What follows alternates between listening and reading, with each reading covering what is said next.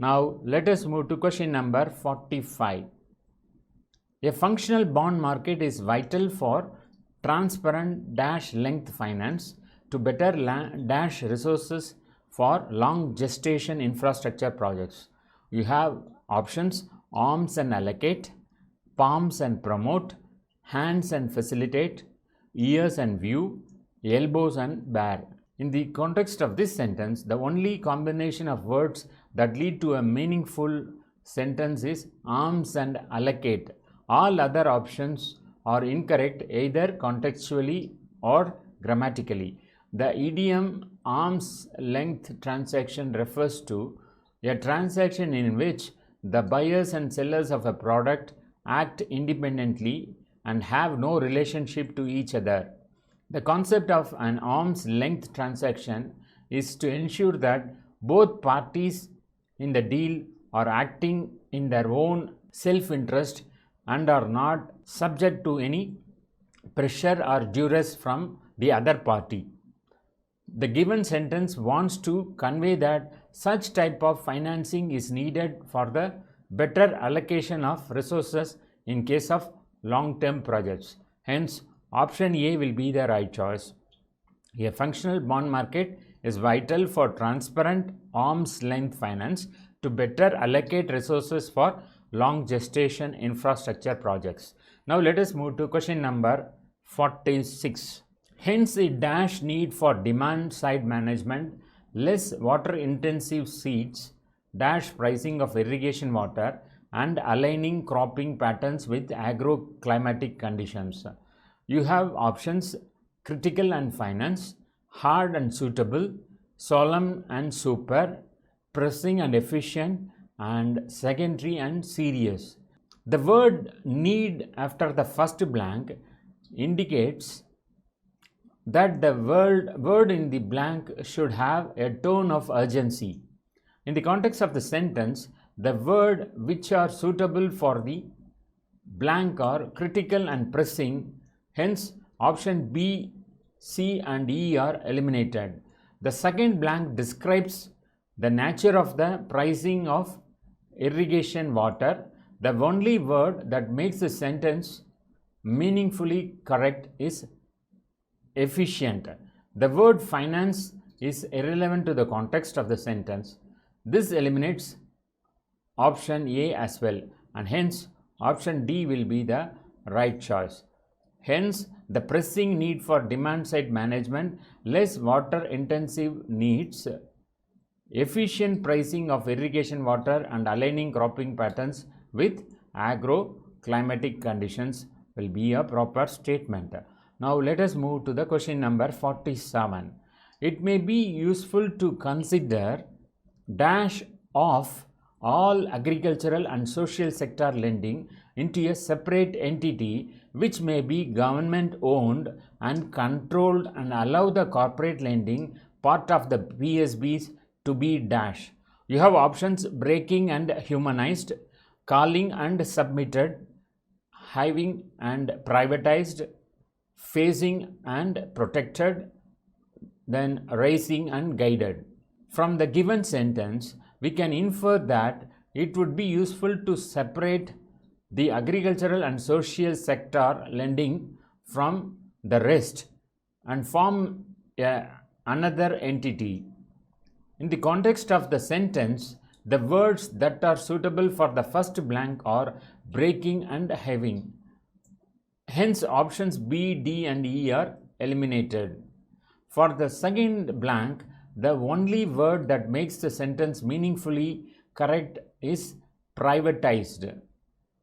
The sentence refers to denationalization of corporate lending part of the PSBs. The word humanized lends an absurd meaning to the sentence. This eliminates option A as well, and hence option C will be the right choice. It may be useful to consider having of all agriculture and social sector lending into a separate entity which may be government owned and controlled and allow the corporate lending part of the PSBs to be privatized. Now let us move to question number 48. Officials and people's representatives failing in their duty to ensure proper dash of safety norms, and those dash in flouting these norms must be punished. You have options: implementation and complicit, accuracy and symmetric, enforcement and implicit. The first blank refers to the proper following of safety norms. In the context of the sentence, the words which are suitable for the first blank are implementation, enforcement, and execution. Hence, option B and E are eliminated. The second blank refers to involvement of people who flouted these rules and should be punished.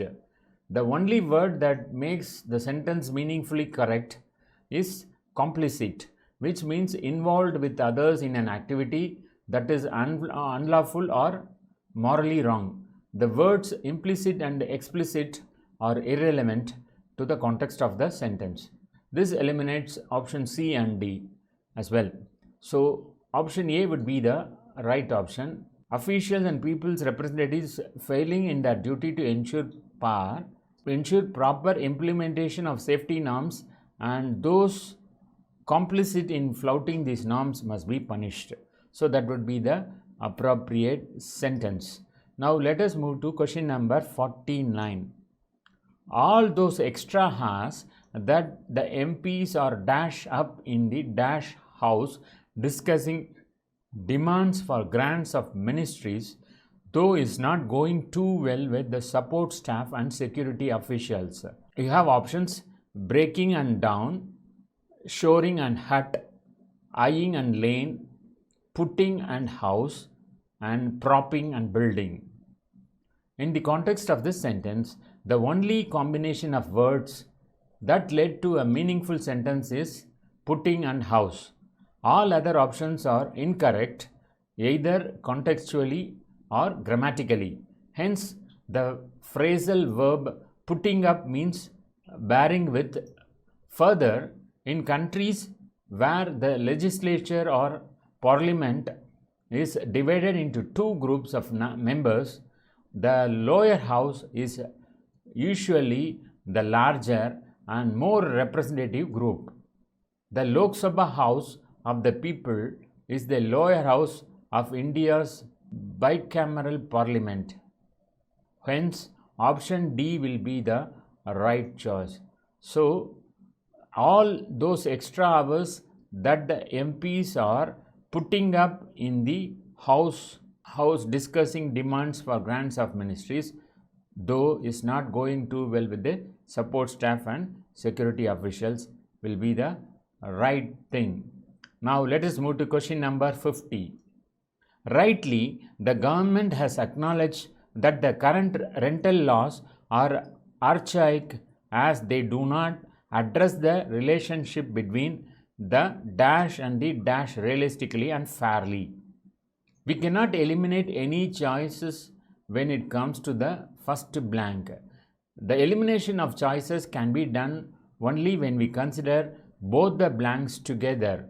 The words lesser and lessee are often confused and used interchangeably by mistake. The word lessor means a person who leases or lets a property to another, a landlord.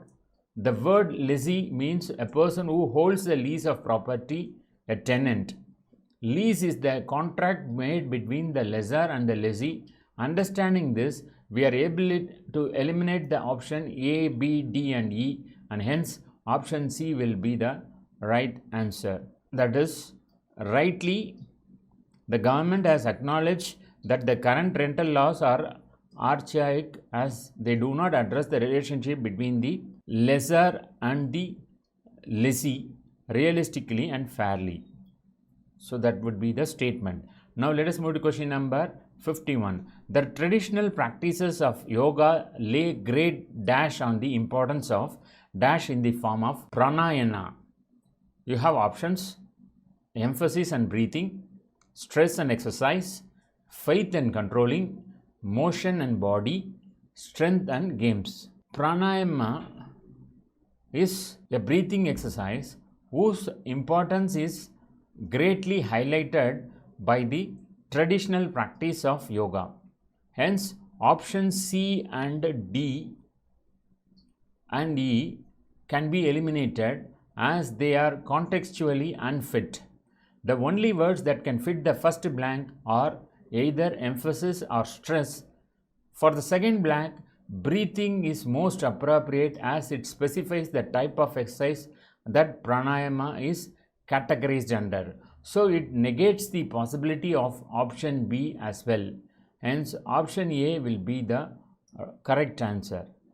The traditional practices of yoga lay great emphasis on the importance of breathing in the form of pranayama.